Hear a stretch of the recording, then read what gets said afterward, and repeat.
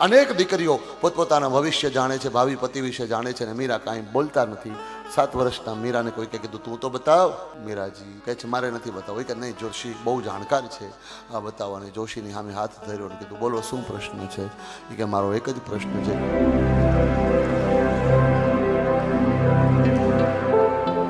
મીરા માયાથી પર થઈ ગયા, કનૈયાની કૃપા હતી, અને માયાથી પર હતા એટલા માટે ઈશ્વરીય શક્તિનો સમાવેશ એમાં હતો.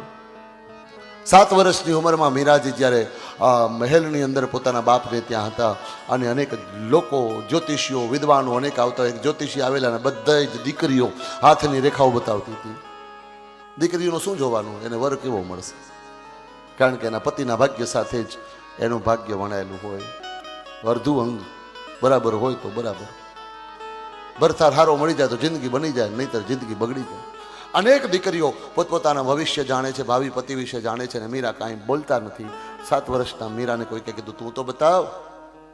મીરાજી કહે છે મારે નથી બતાવવું. કે નહીં, જોશી બહુ જાણકાર છે, આ બતાવવાની. જોશીની સામે હાથ ધર્યો અને કીધું બોલો શું પ્રશ્ન છે? એ કે મારો એક જ પ્રશ્ન છે કે મને કનૈયો કેદી મળશે એ મને જોઈ દો. મારા ભાગ્યની રેખામાં, મારી હસ્તરેખામાં કૃષ્ણ છે કે નહીં? કૃષ્ણ આજ સુધી આવું કોઈએ જોડાયું? વર્ષમાં હું લગભગ નહીં જોતો હું તો ઓછામાં ઓછી 35,000 થી 36,000 કુંડળી જોતો હોઈશ વર્ષમાં. રોજની 10 કુંડળી જોવાનો હિસાબ રાખીએ ને રોજનું, તોય જાજી થાય, એટલી કુંડળીઓ જોવાનું થાય. પણ હજી સુધી આ 30 વર્ષ થયા,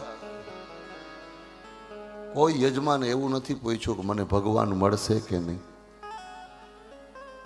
કોઈ વ્યક્તિ એવો નથી આવ્યો. બધાને ગાડીનો યોગ ક્યારે છે ને, લાડીનો યોગ ક્યારે છે ને, છોકરાઓનો યોગ ક્યારે છે ને. લગભગ બહેનોની તો તકલીફ, તબિયત નથી રહેતી બરાબર, ઘૂંટણ દુખે છે ને, આ શું તકલીફ છે ને, ભેંસ દોવા નથી દેતી ને, આવા જ પ્રશ્નો. કોઈ હજી સુધી એવો યોગ નથી પૂછ્યો કે મને પ્રભુ મળશે કે નહીં. જેના માટે આપણે જન્મ લીધો એ યોગની કોઈ દી ચર્ચા નથી કરી, જેના માટે આપણે અહીંયા ધરાતલ ઉપર આવ્યા. મીરાએ આ 7 વર્ષની ઉંમરમાં પ્રશ્ન પૂછેલો, મને મળશે કે નહીં? કે હા તને મળશે, તારો ઠાકોર મળશે. સંક્ષિપ્તમાં હું કથા કહું. મીરાજીને માયા નથી વળગી એનું પ્રમાણ, જેને સર્પના કરંડીઓ, ફૂલનો કરંડીઓ, મીરા જ્યારે રોજ હાર બનાવતા ને તો હારનો જ્યારે કરંડીઓ આવ્યો ને, હારમાં કાળા નાગ વણી દીધા હતા, બાંધી દીધા હતા કાળોતરા નાગને. મીરા જેવો કરંડિયામાં હાથ નાખે ને કાળોતરા નાગે ફૂફાડો માર્યો, પણ સર્પનો ડંખ વાગે અને સર્પનું જીવન ઝેર મુક્ત બની જાય ને મીરાને અસર ન થાય. ઝેર પીવડાવવામાં આવે ને અસર ન થાય.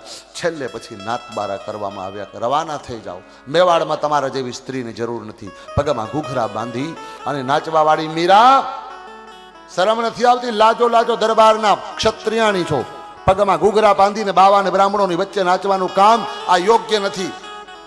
શરમ આવે છે મને, તમે ક્ષત્રિય કુલનું કલંક છો. અને મીરાને જ્યારે રવાના કરી દેવામાં આવ્યા ને છેલ્લે દ્વારકાધીશના શરણે મીરાજી આવી ગયા બેટ દ્વારકામાં. હવે તો બસ કનૈયો એ જ, और कोई तमन्ना नहीं. तमन्ना फिर मचल जाए अगर तुम मिलने आ जाओ, मेरी बिगड़ी संवर जाए अगर तुम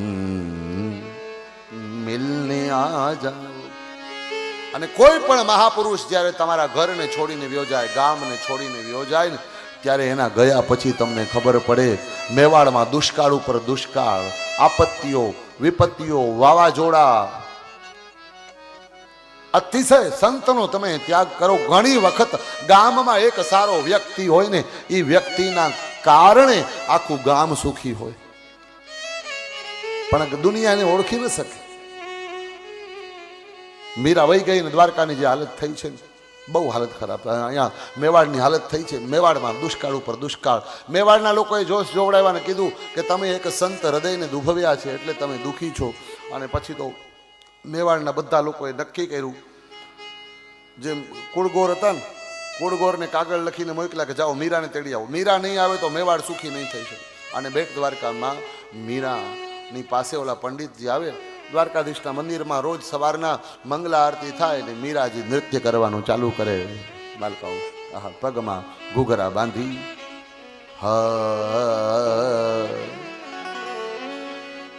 રોજ ભગવાનની આગળ નૃત્ય ભક્તિ છે. યાદ રાખજો, ડાન્સ આખી અલગ વસ્તુ છે. ગાવું, રમવું, નાચવું તાલના સહારે જો નૃત્ય ભાવથી કરવામાં આવે તો નૃત્ય ભક્તિ છે. નૃત્યમાં ભાવ પડે. પગમાં ઘૂઘરા બાંધી હાથમાં કરતાલું લઈને મીરા રોજ દ્વારકાધીશની અર્ચના કરે.